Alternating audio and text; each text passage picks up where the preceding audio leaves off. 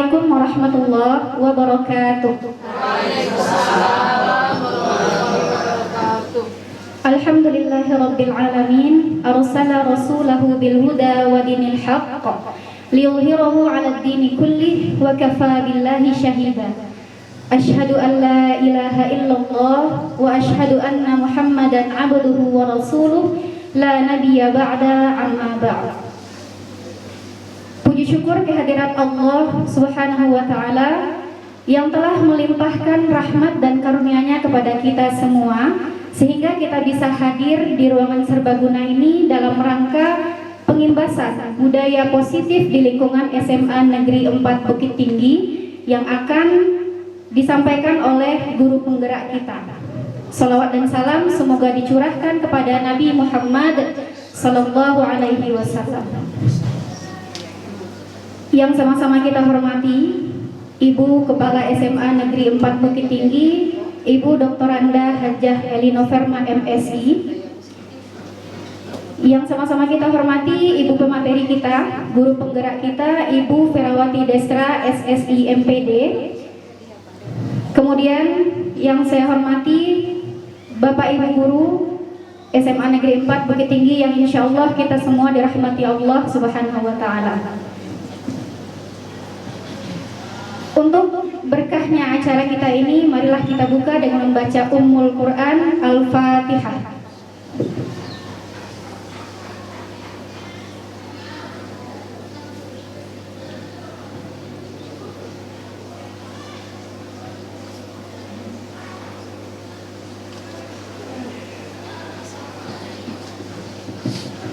Amin ya rabbal alamin.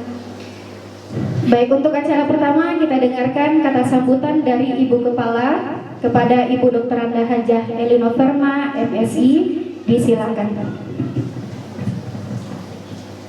Bismillahirrahmanirrahim. Assalamualaikum warahmatullahi wabarakatuh.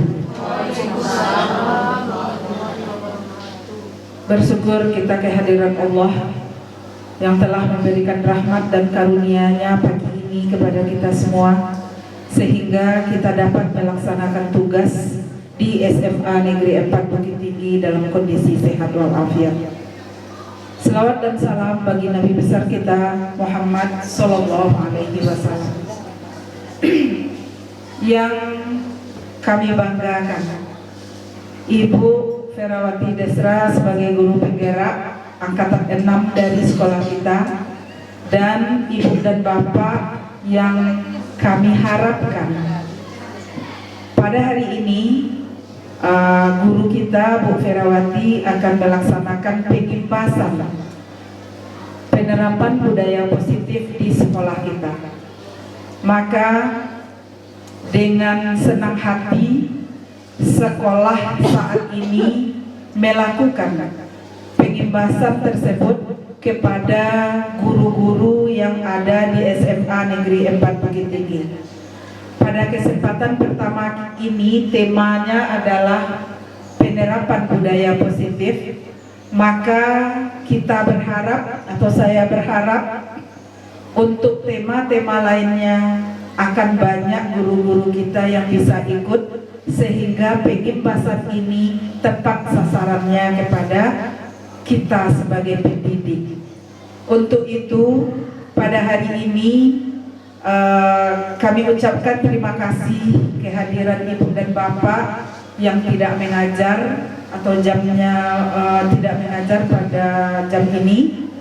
Dan pesan saya kepada Ibu dan Bapak, materi yang pengimbasan yang dapat hari ini tolong diimbaskan lagi kepada teman-teman kita di ruang guru, sehingga walaupun beliau-beliau itu tidak bisa hadir dalam ruangan ini, materi pengimbasan budaya positif ini sampai ke teman-teman guru kita, sehingga penerapannya kepada anak didik kita lebih optimal.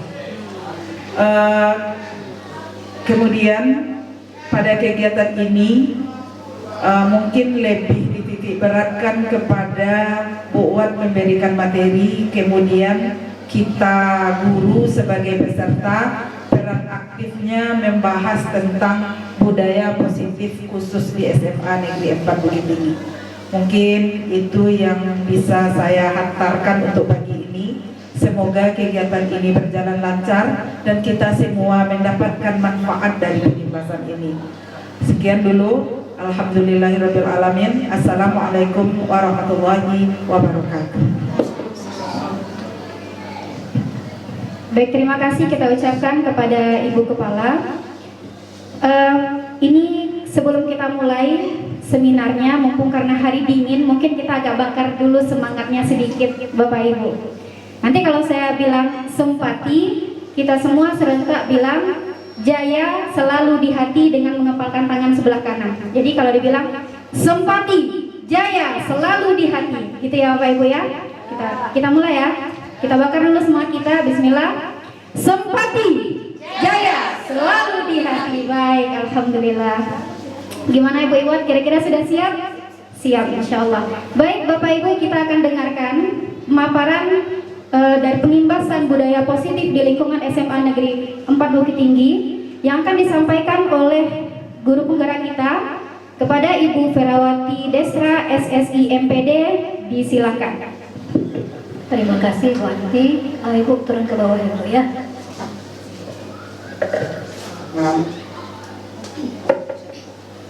Bismillahirrahmanirrahim.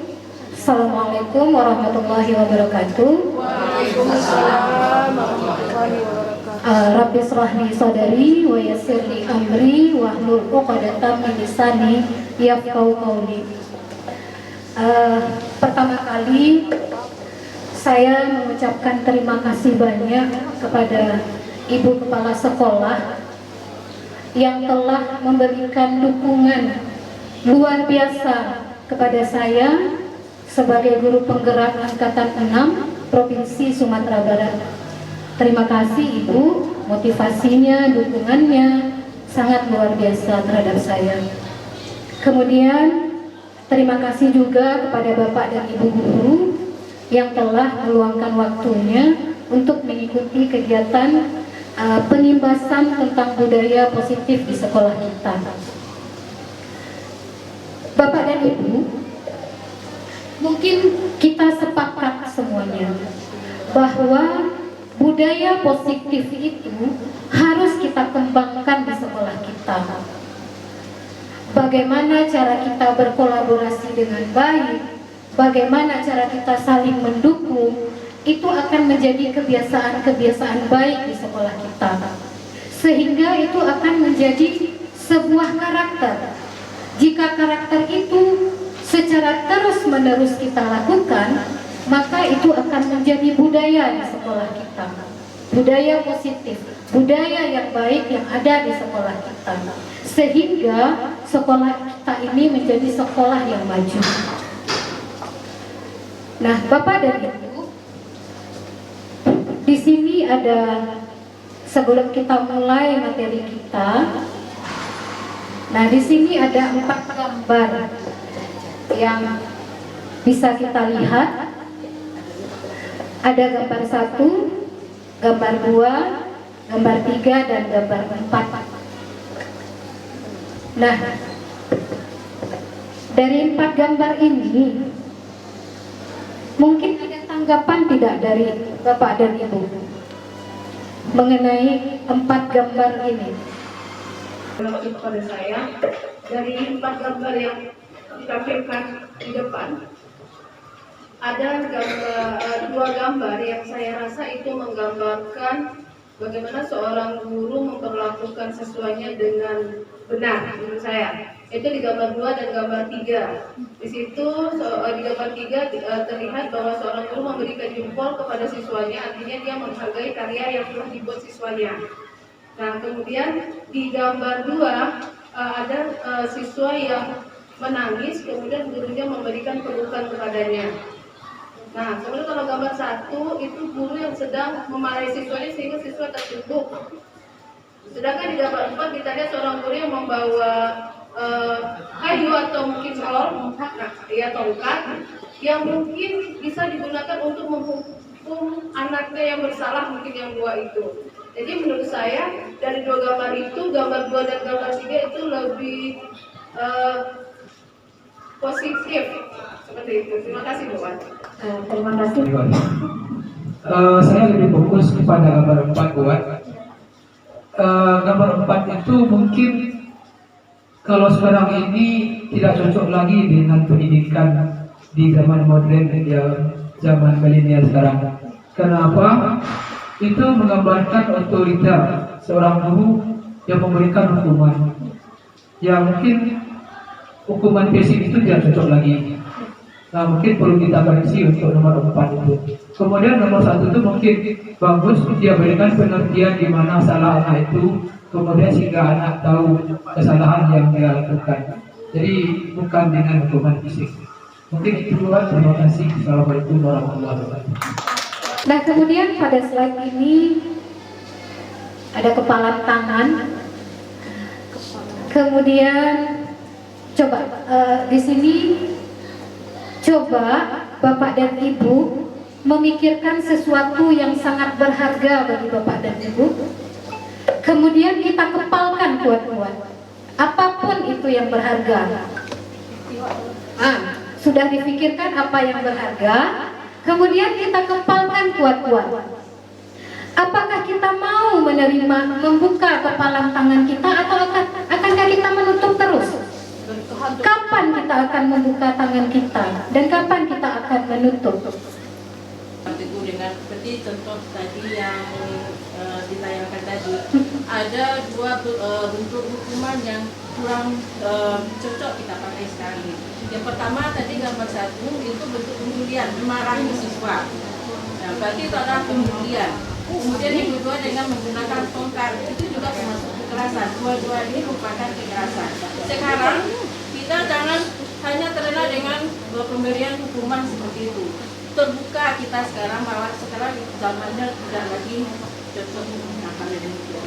Itu lebih cocok dalam zaman kolonial. Oke, Ibu, terima kasih Ibu.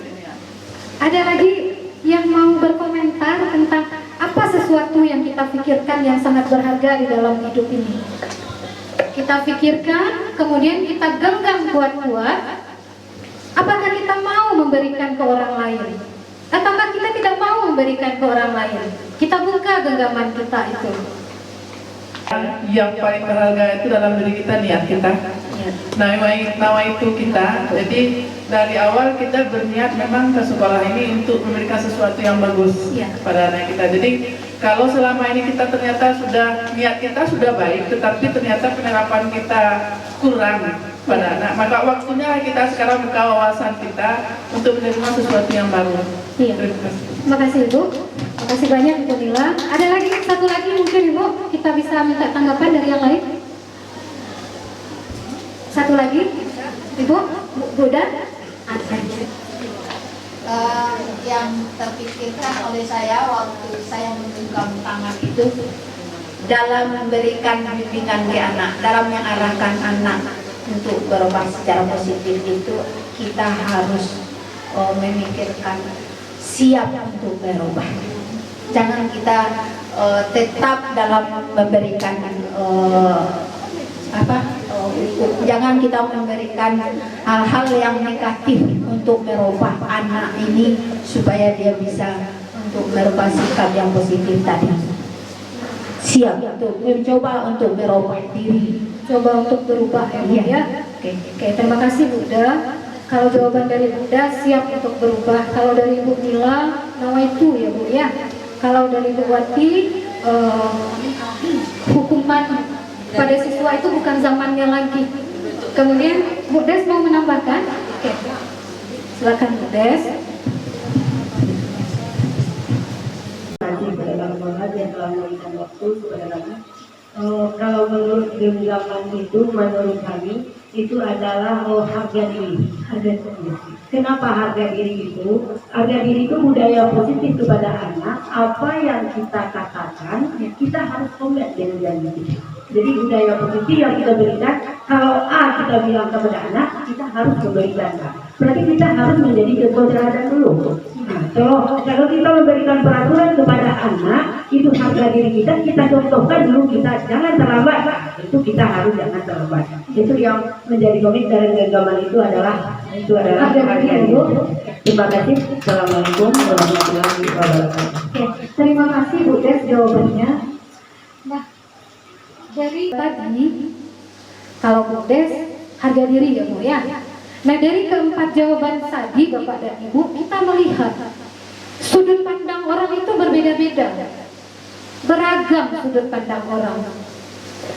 Nah, yang perlu kita gali lebih jauh di sini adalah bagaimana cara kita memberikan stimulus, bagaimana cara kita memberikan rangsangan kepada orang lain. Apakah mereka mau membuka tangannya? Selama itu bermanfaat, saya akan membuka tangan saya kepada orang lain. Tapi kalau tidak memberikan manfaat, saya akan tetap tutup. Jadi pandangan setiap orang itu berbeda-beda. Cuma kalau kita terhadap anak, bagaimana cara kita menstimulus mereka agar mereka mau membuka atau menutup tangannya. Permasalahan tersebut mulai menurut teori, ada stimulus respon dan teori pendekatan teori kontrol. Kita bisa merubah pandangan, kita bisa merubah paradigma berpikir kita. Kalau dari teori stimulus respon Bapak dan Ibu, realitas atau kebutuhan setiap orang itu sama. Tapi pada teori kontrol, kita akan banyak memakai teori kontrol ini nanti untuk budaya positif. Kita harus memahami bahwa kebutuhan setiap orang itu berbeda-beda, tidak sama.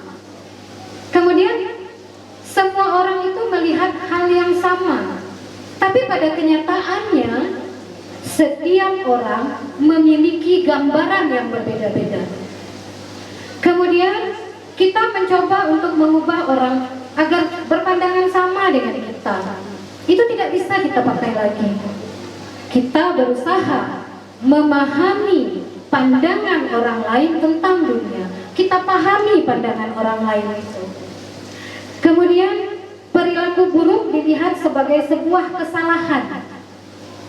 Orang yang siswa yang berperilaku buruk kita cap itu salah.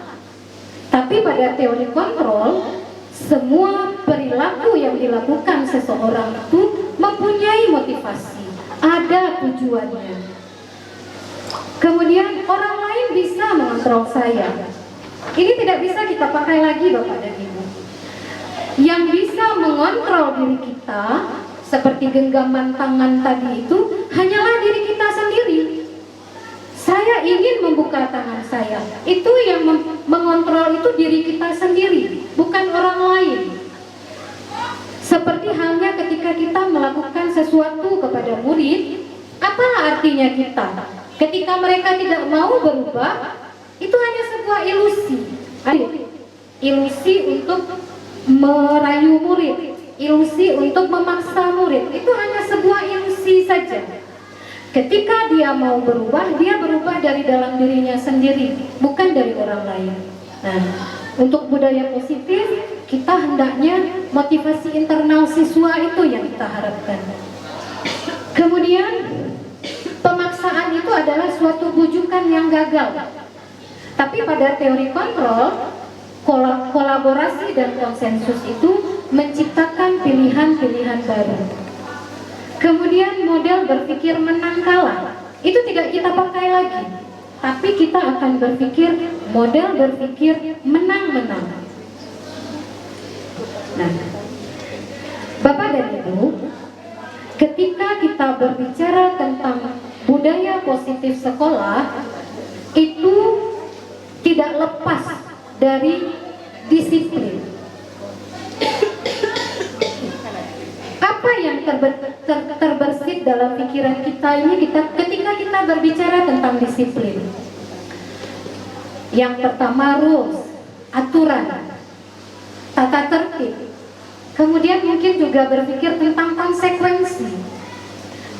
Ada juga ketidaknyamanan. Ketidaknyamanan ini kita ambil dari guru, bukan dari guru, dari siswa. Ketika kita memberikan sesuatu aturan, mungkin ada rasa ketidaknyamanan bagi siswa kita. Kemudian kepatuhan. Nah, menurut Ki Hajar Dewantara, Bapak dan Ibu, kemerdekaan itu bisa kita peroleh ketika adanya self-disiplin, disiplin diri dari seseorang, baru kita bisa mencapai kemerdekaan. Akan tetapi, ketika seseorang tidak bisa mendisiplinkan dirinya, itu perlu pihak lain untuk mendisiplinkannya. Nah, untuk pendidikan, bawakan ke dalam konsep pendidikan, ketika siswa tidak bisa mendisiplinkan dirinya, maka perlu pihak luar. Siapa pihak luar itu untuk mendisiplinkan mereka? Itu guru, atau bisa jadi dengan orang tuanya. Nah, budaya positif, tentang budaya positif itu akan tercipta ketika adanya disiplin positif di sekolah kita. Disiplin positif akan melahirkan murid-murid yang merdeka.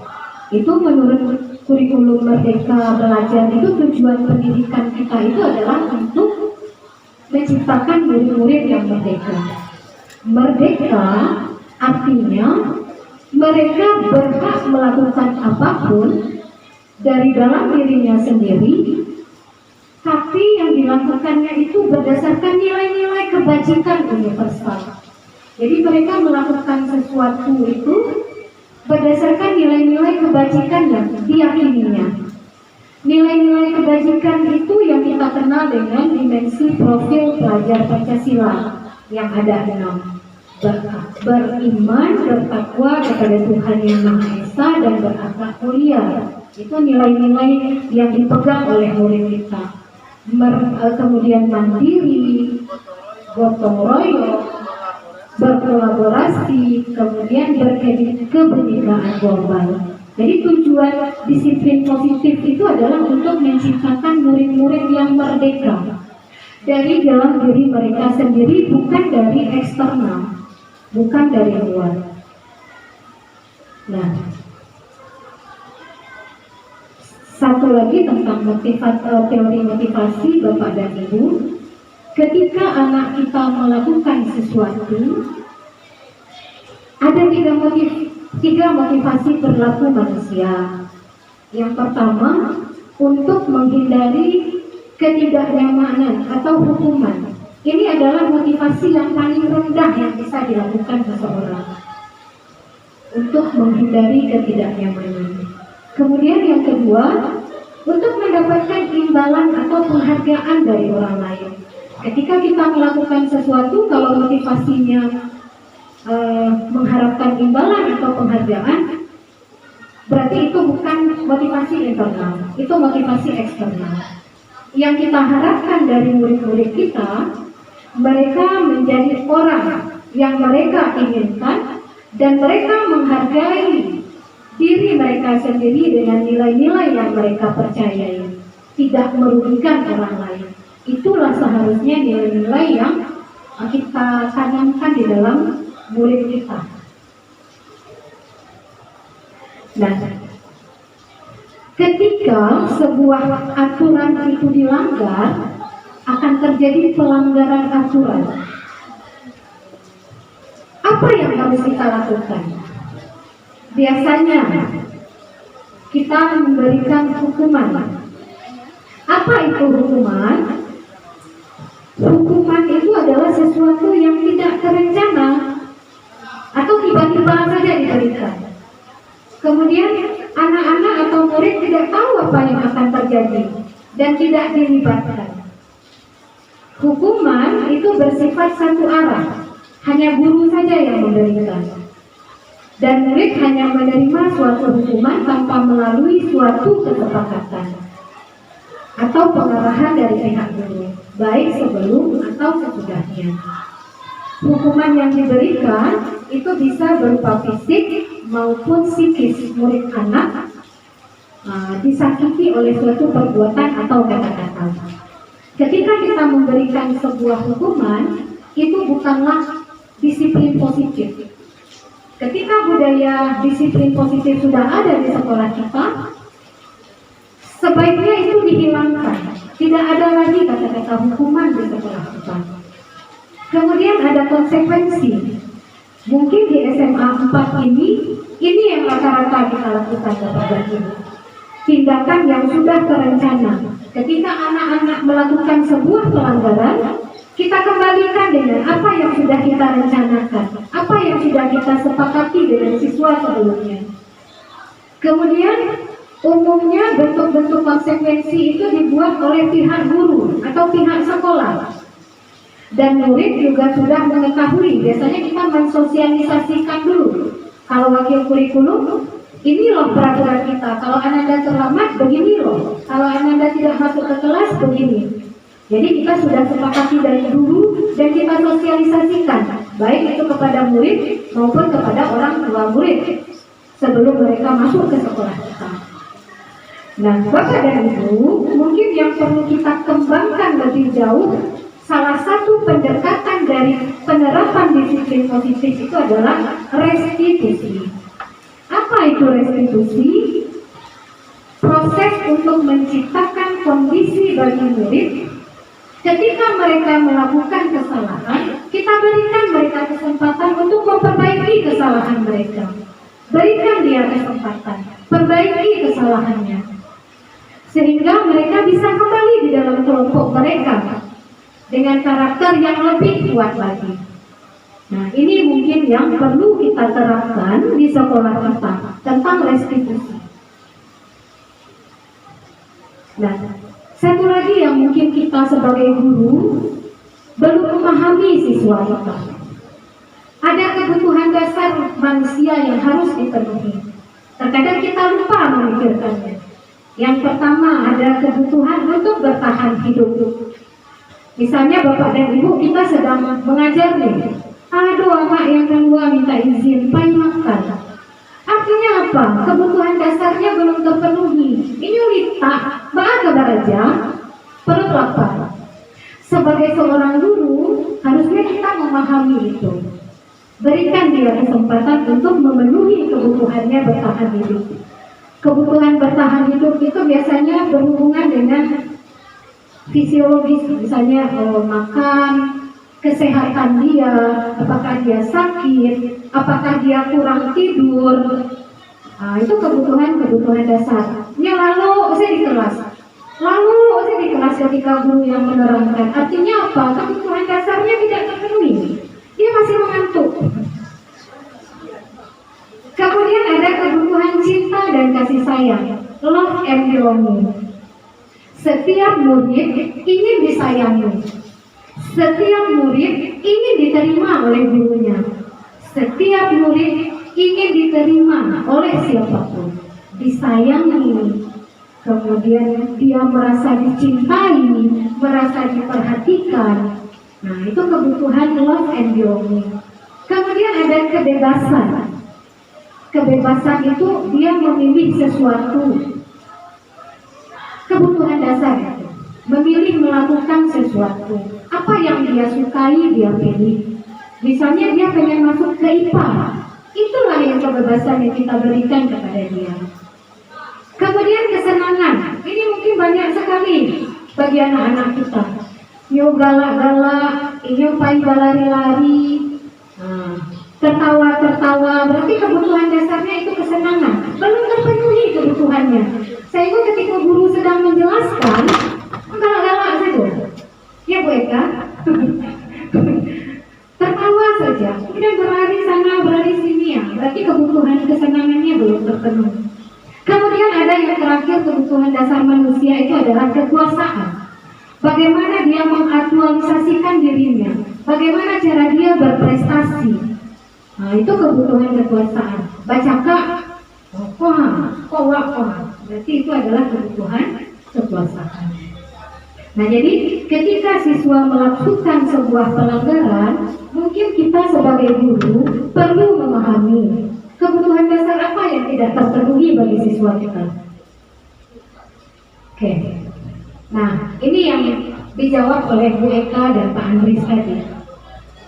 Ketika kita melakukan penegakan disiplin, Bapak dan Ibu, ternyata baru saya sadari kalau saya baru berada di posisi ini.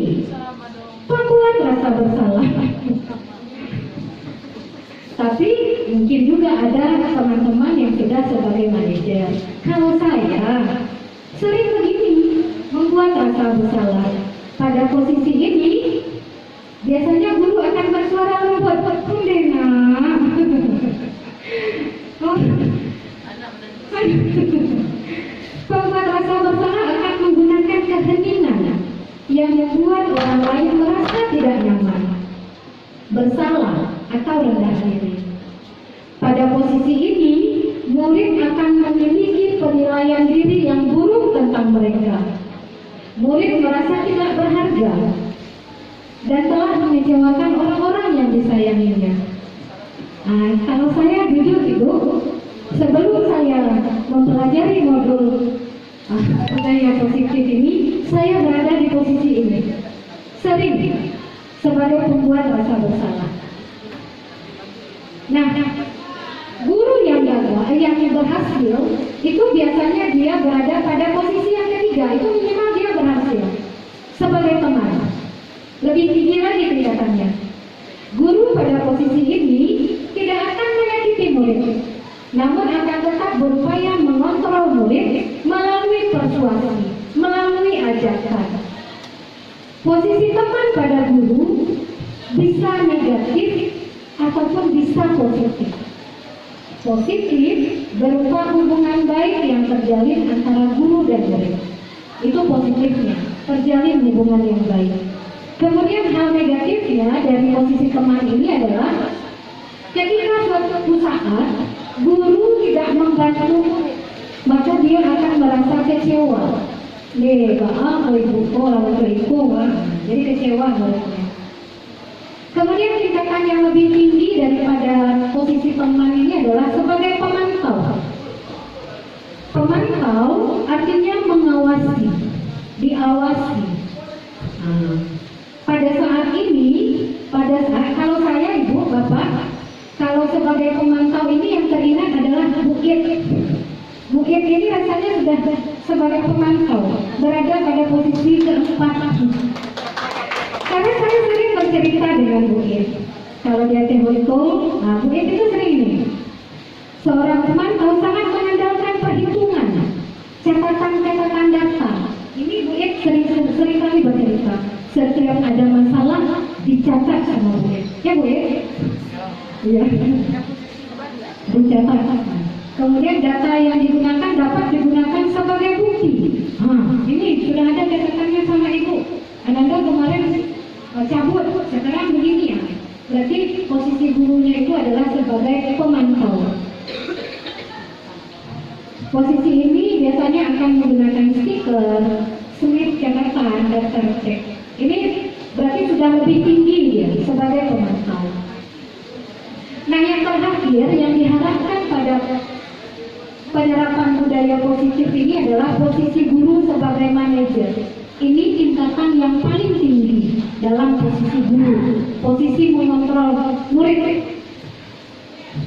Posisi manajer ini adalah posisi di mana guru berbuat sesuatu bersama dengan murid, mempersilahkan murid mempertanggungjawabkan perilakunya, mendukung murid agar dapat menemukan solusi-solusi atas permasalahannya sendiri. Bila kita menginginkan murid-murid kita menjadi manusia yang merdeka, mandiri dan bertanggung jawab, maka kita perlu mengacu kepada restitusi tadi, yang menjadikan murid kita juga sebagai seorang manajer. Jadi restitusi ini adalah pendekatan agar murid-murid kita juga sebagai manajer bagi dirinya. Murid diajak untuk menganalisis kebutuhan dirinya maupun kebutuhan orang lain. Tidak hanya dirinya sendiri yang dia pikirkan, tapi dia bisa memikirkan orang lain. Itu yang kita harapkan. Pendekanannya bukan kemampuan untuk membuat konsekuensi, namun dapat berkolaborasi dengan murid, bagaimana murid tersebut memperbaiki dirinya sendiri. Nah, di dalam penerapan budaya positif ini Bapak dan Ibu, seharusnya, idealnya, posisi kita sebagai seorang guru adalah sebagai manajer. Sebenarnya kita bisa menilai diri kita sendiri. Oh, saya berada pada posisi yang mana ya? Oke. Nah, untuk menuju kepada posisi manajer tersebut, ketika siswa kita melakukan sebuah kesalahan, maka ada salah satu pendekatan yang bisa kita lakukan. Kita sebut dengan pendekatan segitiga restitusi. Apa itu pendekatan segitiga restitusi? Ada 3 langkah. Langkah yang pertama, kita harus menstabilkan identitas mereka. Tidak bisa kita langsung cap, oh dia salah, oh kamu salah, tidak begini seharusnya. Nah itu harus kita stabilkan dulu. Mungkin kita diam, setiap orang pernah melakukan kesalahan. Tidak apa-apa Anda berbuat kesalahan. Perlu kita stabilkan dulu supaya tidak malah tiangnya Bapak dan Ibu menerima dia apa yang kita katakan. Kamu bukan satu-satunya loh orang yang pernah berbuat seperti ini. Jadi Allah stabilkan. Ketika dia melakukan kesalahan, jangan langsung cap dia salah. Kita stabilkan dulu emosinya, stabilkan dulu identitasnya. Setelah itu, baru kita validasi tindakan yang salah. Nah, yang barusan kamu lakukan itu tidak benar. Setelah dia stabil identitasnya, baru kita validasi tindakan yang salah. Jadi bentuk-bentuk pertanyaannya seperti ini Bapak dan Ibu. Kamu tentu punya alasan mengapa kamu melakukan itu. Dia akan menjawab dengan yang baik. Adakah cara yang lebih efektif untuk mendapatkan apa yang kamu butuhkan? Nah, langkah yang ketiga Bapak dan Ibu adalah menanyakan keyakinan. Menanyakan keyakinan ini biasanya itu adalah keyakinan kelas yang telah kita buat bersama dengan siswa. Kalau kebajikan keyakinan universal itu sesuatu yang dianggap baik oleh semua orang. Payung, sebagai payung kita untuk melakukan sesuatu. Contohnya, menghargai orang lain. Itu kebajikan universal yang harus kita tanamkan kepada anak-anak kita. Bagaimana Anda menghargai orang lain? Anda tidak boleh membuli orang lain. Itu adalah kebajikan-kebajikan yang dianggap benar oleh semua orang. Nah itu harus kita tanamkan di dalam kelas. Kalau di dalam kelas sudah tertanam, maka sekolah kita akan menjadi sekolah yang memiliki budaya-budaya positif. Menghargai orang lain. Nah jadi anak itu dia sadar, oh tadi saya ternyata tidak menghargai ibu guru saya. Saya tidur-tidur saja di dalam kelas. Aduh, saya badan naik Bu. Nah, mungkin sudah habis slide-nya Bapak dan Ibu. Kita tidak lama-lama, 1 jam saja. Mungkin ada pertanyaan dari Bapak dan Ibu.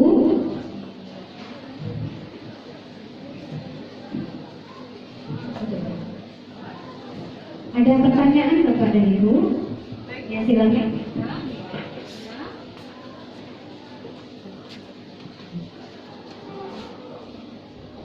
Baik, terima kasih buat atas penjelasannya yang luar biasa ini. Banyak hal baru yang saya terima mengenai budaya positif ini.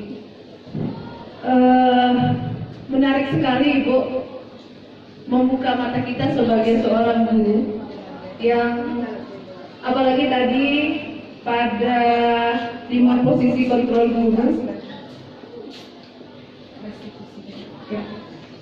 Ada tadi 5 posisi kontrol guru. Saya yakin teman-teman semua mulai memposisikan kira-kira ada di mana seperti itu ya Bu. Saya yakin guru-guru di sini mungkin sudah ada yang punya 2, 3 bahkan kelimanya. Jangan kelimanya. Saya yakin keempatnya. Nah, buat saya tertarik dengan kontrol guru tadi. Saya pernah mengajar di salah satu kelas. Saya asik mengajar di depan. Murid saya mendengarkan. Namun suatu ketika saya melihat 2 orang siswa saya duduk di tidak terlalu belakang, 2 dari belakang. Mereka asik melihat ke bawah, kemudian sambil tertawa. Nah tentu itu membuat saya terganggu. Nah, lalu saya mendekati mereka, ternyata mereka sedang membuka handphone dan melihat sesuatu film atau apa, saya nggak tahu, karena langsung dimatikan waktu itu. Saya jujur kesal karena akhirnya pembelajaran saya menjadi terganggu. Lalu waktu itu tanpa sadar saya langsung merebut handphonenya dan memarahinya sekilas di depan teman-temannya. Saya ambil, kemudian saya katakan bahwa handphone ini akan saya kembalikan seminggu lagi. Nah, pada kontrol guru tadi, saya merasa saya berada pada level 1 kah atau di level mana gitu, bukan? Nah, kemudian apakah tindakan saya itu, saya rasa tindakan saya itu salah. Nah, kira-kira bagaimana saya untuk memperbaiki tindakan saya bila terjadi hal yang sama nanti di kelas saya. Terima kasih, Bu. Terima kasih Bu Eka atas pertanyaannya. Jadi ketika Bu Eka sedang mengajar, ada anak yang bermain HP di belakang. Kemudian karena merasa tidak enak dan merasa terganggu, Bu Eka mengambil HP anak tersebut dan tidak dikembalikan selama 1 minggu. Begitu ya Bu Eka? Mungkin ada tanggapan dari Bapak dan Ibu. Bu Nur, ada tanggapan Bu Nur? Silakan Bu Nur.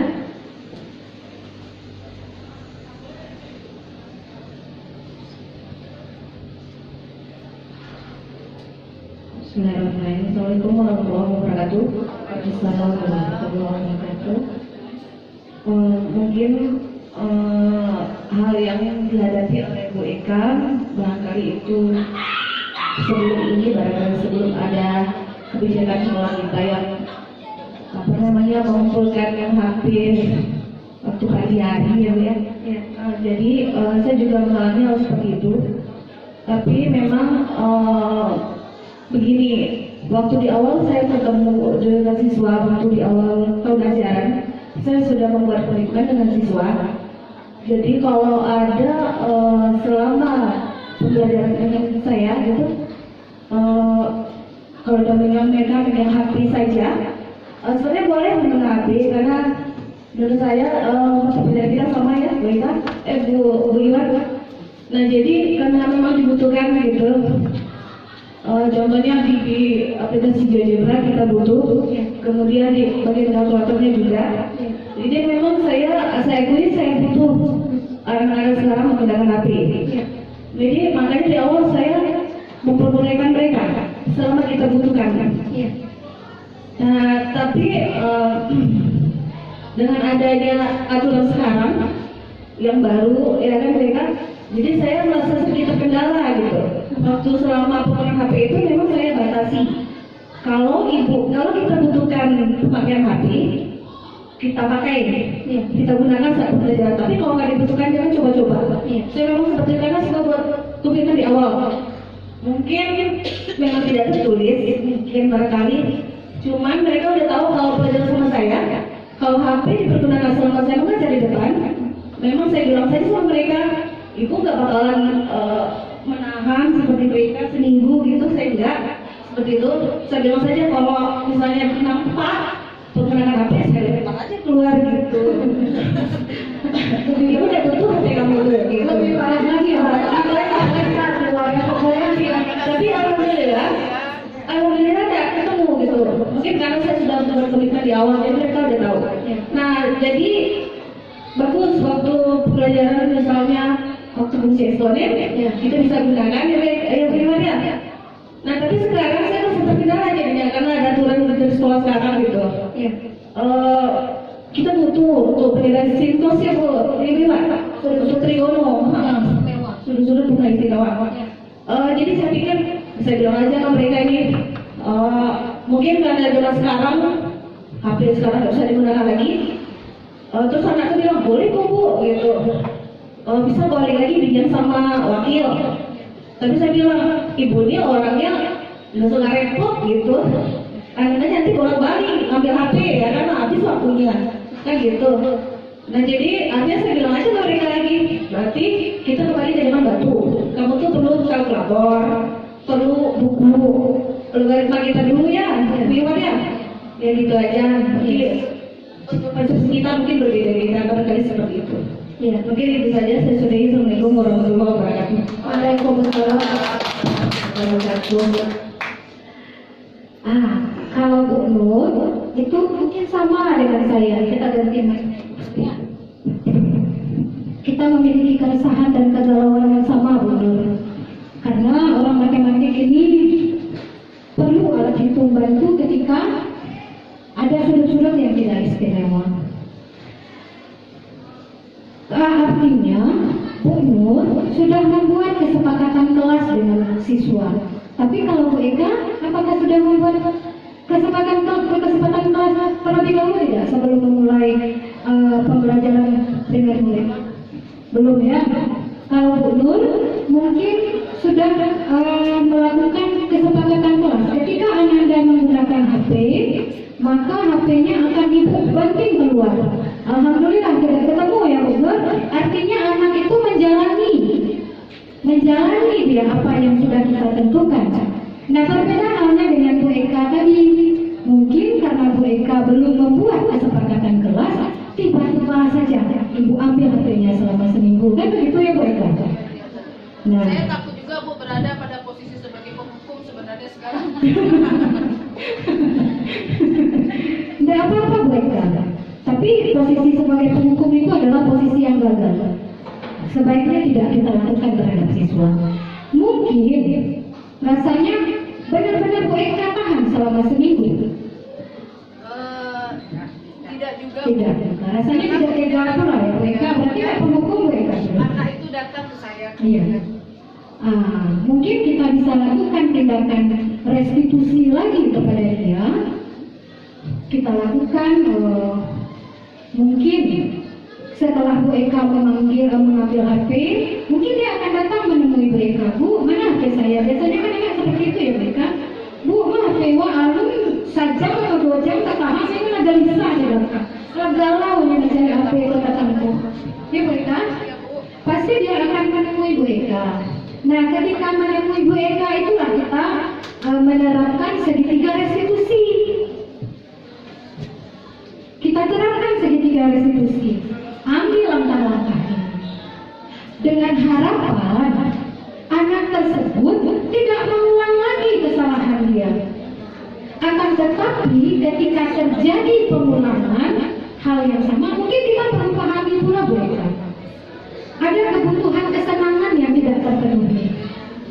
Ini pengen mencari HP, kebutuhannya pengen mencari. Nah, setelah kita menerapkan segitiga restitusi, masih terjadi kembali, baru saat itulah kita akan turun sebagai pemantau. Jadi awak terapkan dulu segitiga restitusi, ambil langkah ini. Ketika masih berulang kesalahan yang sama, baru posisi kita turun sebagai pemantau. Awak pantau, keluarkan aturan sekolah. Bagaimana aturan sekolah ketika Ananda bermain HP ketika ibu menjelaskan? Kita gunakan konsekuensi lagi. Nah, tapi jangan terlalu jauh turunnya. Ketika awak berposisi sebagai manajer, jangan langsung turun sebagai penghukum. Jatuh dia kita, posisi kita. Nah, mungkin itu saja Bu Eka. Ada Bapak dan Ibu silahkan dicicipi snacknya. Ada lagi Bapak dan Ibu? Silahkan Bu. Oke, terima kasih dari paparan buat tadi, dari pertanyaan kawan-kawan ibu-ibu tadi. Apa boleh kita simpulkan dari budaya positif dalam penanganan bersama ini? Berarti kita harus berpedoman kepada pendidikan di sini. Insya Allah, kalau kita sudah berpedoman dari paparan aturan-aturan yang ada di segitiga ini, dari restitusi ini, insya Allah mudah-mudahan akan terciptalah suasana yang kita harapkan, yaitu budaya positif di lingkungan SMA di Pak Politik ini. Mudah-mudahan dari hal yang seperti ini, dari mulai anak masuk ya, yang selama ini kita lihat kita kacau balau aja menangani siswa. Istilahnya kacau balaunya gini, kadang kita berikan secara tiba-tiba hukuman pelari keliling lapangan, atau mungkin barangkali sedikit jentil atau langsung hijab. Oh biasa nggak itu mah. Nah itu bahasa-bahasa yang itu. Setelah kita melihat ini, itulah pedoman yang sangat mungkin kita harapkan agar kita tidak keluar dari koridor yang ada dan jangan kita abaikan dari budaya-budaya yang ada. Mudah-mudahan yang ramah anak ini kalau kita berpatokan ke sini juga terlaksana di lingkungan SMA Negeri 4 Bukit Tinggi. Ya, kalau kita lihat kasus-kasus yang ada, baik kita menangani siswa secara pribadi atau kelompok, seperti kasus yang terjadi 2 hari yang lalu di ruangan guru, istilahnya anak merasa terancam. Dan kebetulan saya juga berpapasan dengan anak itu sambil menangis, menyesali perbuatannya. Nah, mudah-mudahan kita ada unjuk dari kerja kita ini, kita tidak melaksanakan itu lagi. Sangat fatal sekali. Kayaknya kalau saya berpapasan dengan dia itu, mau dia lari keluar dengan mata merah, ya, anak itu saya temui, tapi saya belum sempat menanyakan anak ini. Sangat fatal sekali. Nah, itu mungkin barangkali sebagai tambahan dari hal-hal yang coba ketemu. Yang kalau kita mencap langsung, ini kebiasaannya. Yang mungkin seperti ini. Nah, ini mungkin membagi kondisi-kondisi yang seperti ini janganlah terjadi lagi. Terima kasih mungkin dari hal-hal yang terjadi penasaran. Jangan sering kita cepat mencap anak.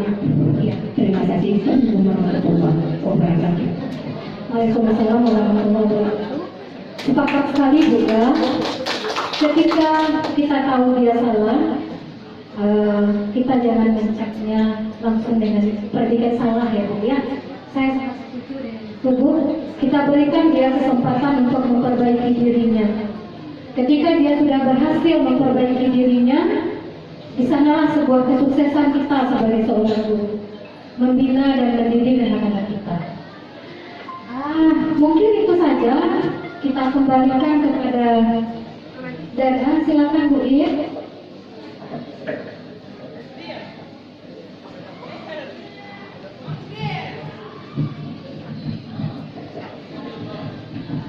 Assalamualaikum warahmatullahi wabarakatuh. Waalaikumsalam warahmatullahi wabarakatuh.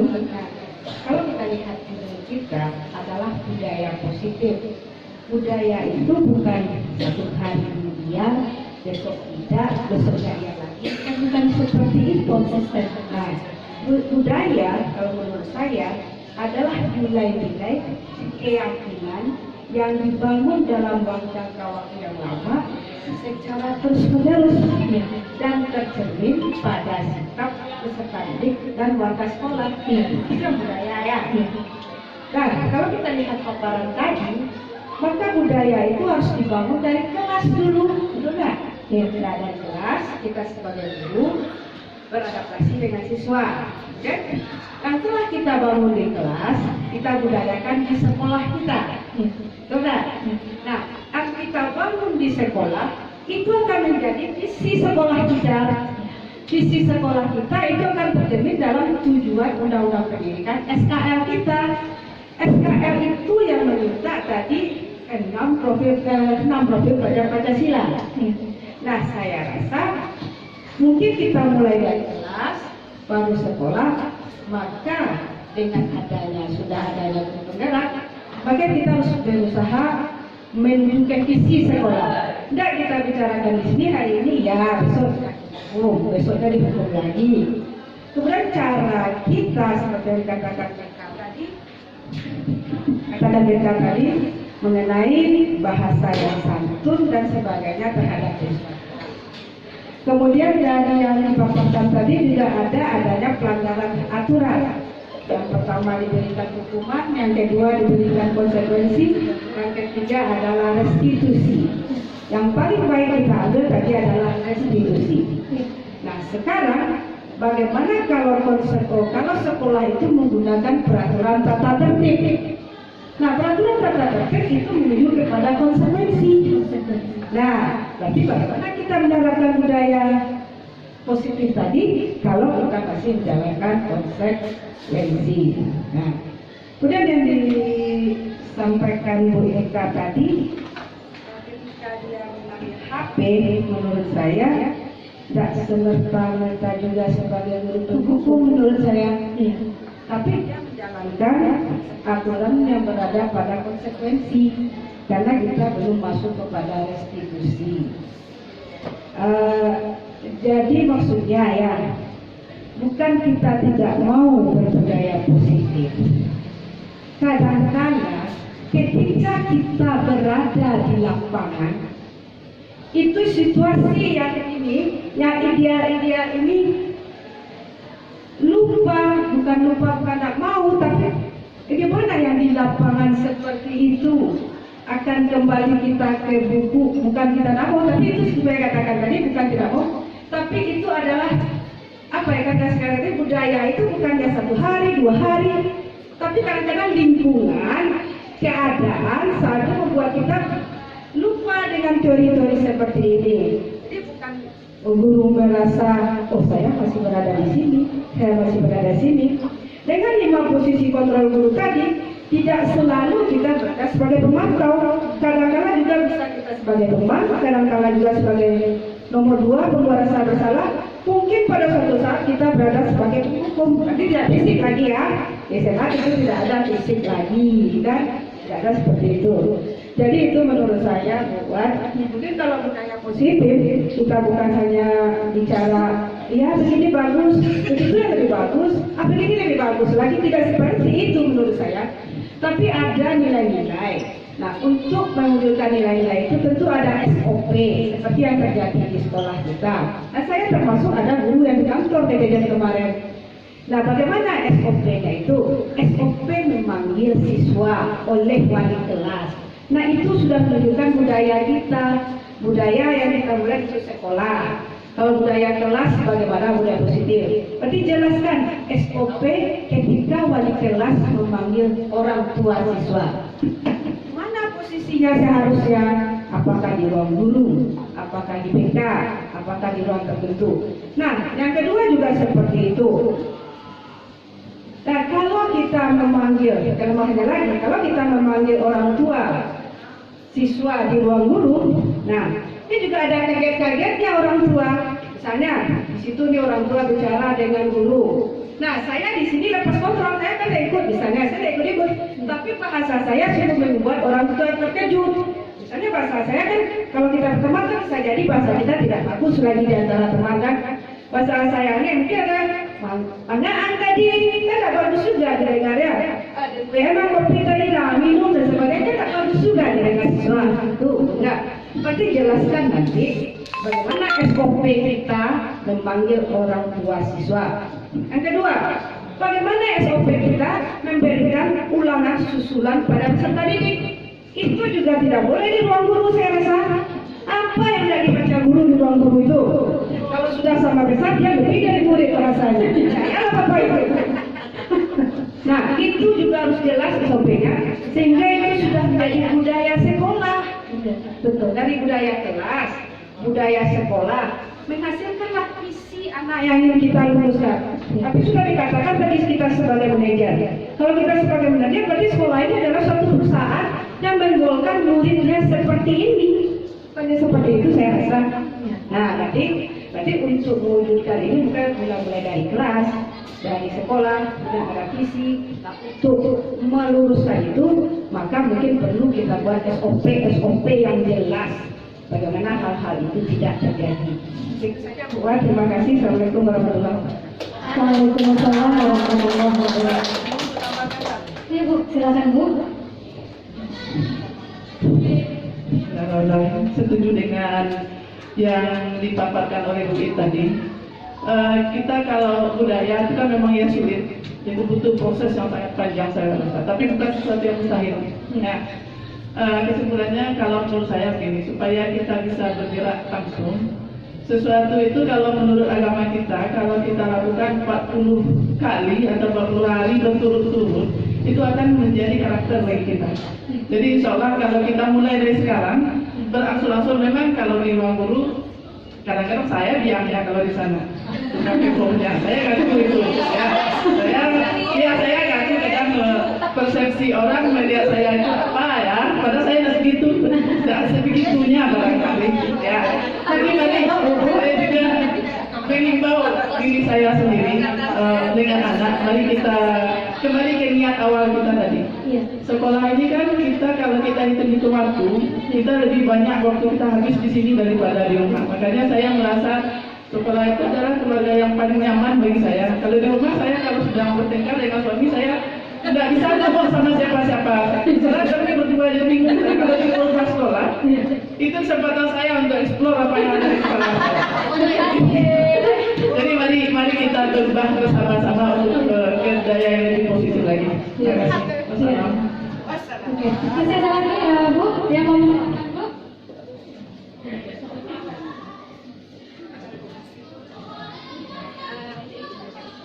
Terima kasih masukannya, kesimpulannya dari Bu Lila dan Bu Ir. Dari sini terlihat kayanya pengalaman Bu Ir dan Bu Lila. Kalau saya nggak sampai segitu pemikiran saya, Bu. Jadi dari paparan Bu Ir tadi itu pandangannya begitu luas. Kalau saya nggak berpikir sampai sejauh itu, Bu Ir.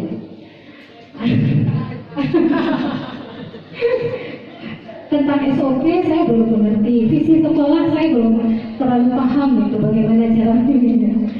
Terima kasih atas pandangan Bu Ir dan Bu Lila sebagai guru senior yang banyak pengalaman dan ilmu dari beliau.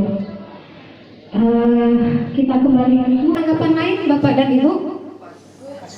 Kalau tidak, saya mengucapkan terima kasih banyak atas kehadiran Bapak dan Ibu semua yang telah bersedia hadir dalam acara ini, pengimbasan modul 1.4. Terima kasih banyak Bapak dan Ibu. Juga kepada Ibu Kepala Sekolah dan Bu Anti, terima kasih banyak.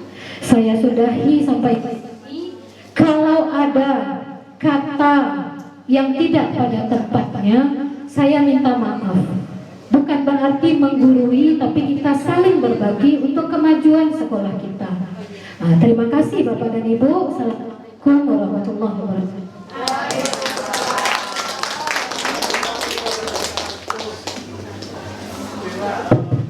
Baik, alhamdulillahirrahmanirrahim, luar biasa sekali. Boleh tepuk tangannya sekali lagi Bapak Ibu untuk guru hebat kita, Ibu Ferawati Desra, SSI MPD. Insyaallah, alhamdulillah.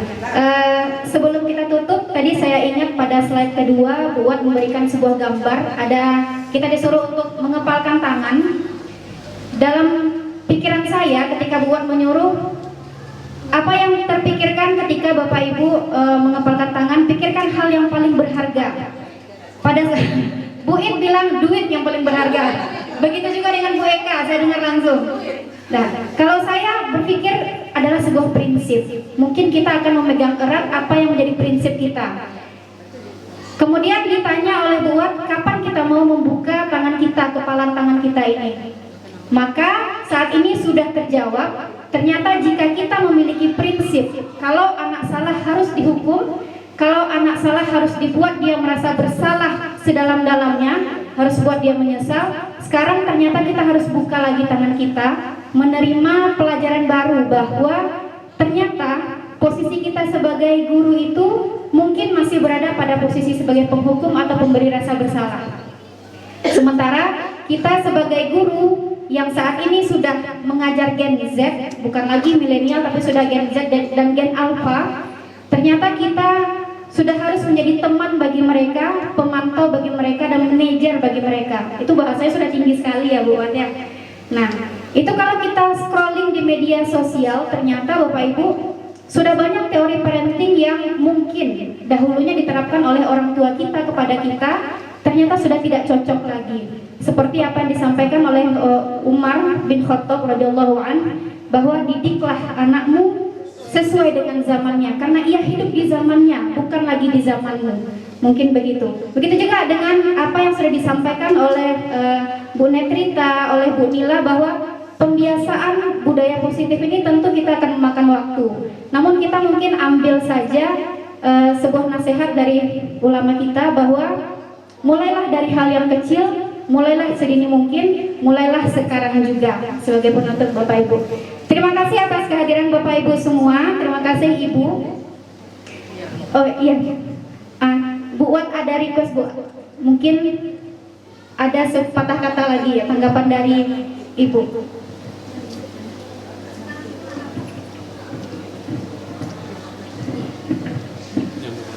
Terima kasih kepada Bu Anti sebagai moderator dan Bu Wat sebagai pembawa materi pada hari ini.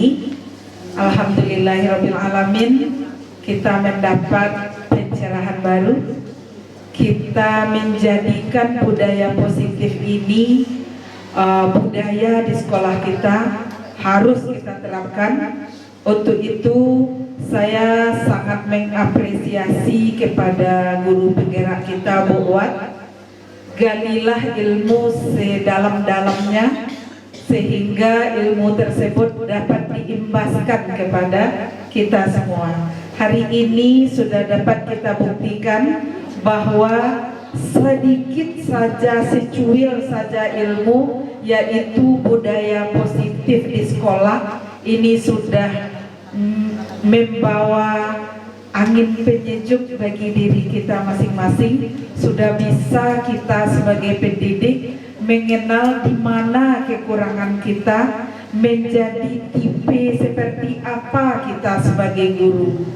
Dan kita memang mengakui dengan latar pendidikan kita yang berbeda-beda, apalagi para guru yang bukan dari institut atau universitas kependidikan, mungkin ilmu pedagogik seperti ini tidak ditemukan. Maka saat ini kita bisa memanfaatkannya. Untuk itu sekali lagi saya memberikan aplaus untuk Ibu Wat. Kita bersama memberikan aplaus untuk Ibu Wat. Dari materi tadi banyak yang bisa kita terapkan, seperti saran kawan. Alhamdulillah diskusi kita sangat hangat tadi. Saya bangga sekali kepada ibu bapak semua. Kita budaya seperti ini yang kita coba untuk mulai adakan. Jadi dengan adanya pengimbasan ini membawa dampak positif terhadap guru di sekitar Bu Wat, khususnya SMA Negeri 4 Bukit Tinggi. Dan kami menunggu Bu Wat materi-materi yang menantang dari guru penggerak berikutnya, sehingga hari ini hadir sekitar 17 orang. Maka untuk kesempatan mendatang kita wajibkan guru kita untuk hadir untuk menerima pengimbasan ini agar mudah kita menerapkannya di sekolah. Kalau hanya sebahagian seperti ini, maka perlu etape berikutnya untuk materi ini. Tapi kalau sejumlah guru, sebahagian besar guru, bahkan semua guru sudah mendengar, maka kita untuk bergerak. Sebetulnya budaya positif di sekolah kita sudah ada, bukan tidak ada. Guru kita bukan penghukum semuanya, tetapi memiliki tipe-tipe yang berbeda. Maka dengan adanya kegiatan ini, kalau dapat sebagai penghukum itu adalah yang terakhir, ada jalan lain selain dihukum, maka baru itu kita laksanakan. Dan dengan adanya kegiatan ini, kita ngilmu hari ini kepada Bu Wat. Bu Wat yang istilahnya bekerja keras baca modul, kita menikmati hasil bacaan beliau. Terima kasih Bu Wat. Semoga kedepannya pengimbasan ini sangat diperlukan di sekolah. kita bukannya tidak ada memiliki ilmu tentang ini, ada, tapi belum semua kita menjadikan konsep-konsep restitusi itu sebagai untuk menyelesaikan masalah. Nah, pada hari ini saya sangat bahagia sekali nampak oleh saya guru-guru juga seperti itu, Bu Wat, semangat sekali. Kemudian memang pertemuan jam ini ada hasil yang beliau bawa ke dalam kelas nanti. Amin amin ya robbal alamin. Untuk pertemuan berikutnya kami dari pimpinan sekolah siap memfasilitasi Bu Wat sehingga program guru penggerak ini berjalan di sekolah kita semaksimal mungkin, seoptimal mungkin, sehingga konsep Merdeka Belajar bisa kita nikmati dan imbaskan ke siswa-siswa kita semua. Sekian, alhamdulillahirabbil alamin pertemuan ini. Assalamualaikum warahmatullahi wabarakatuh. Dan tadi kan malu-malu kan gue. Nama itu,